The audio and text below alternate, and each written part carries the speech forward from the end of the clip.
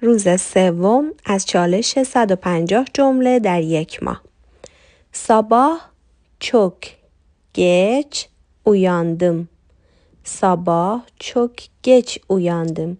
یعنی صبح خیلی دیر بیدار شدم.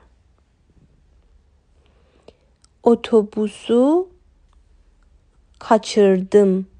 Otobüsü kaçırdım. یعنی از اتوبوس جا موندم. اتوبوس از دست دادم. Bugün biraz yorgunum. Bugün biraz yorgunum. یعنی امروز یکم خسته هستم. Kahve içmek istiyorum. Kahve içmek istiyorum. یعنی یه قهوه میخوام بنوشم. Hava çok güzel bugün. Hava çok güzel bugün. یعنی هوا امروز خیلی خوبه.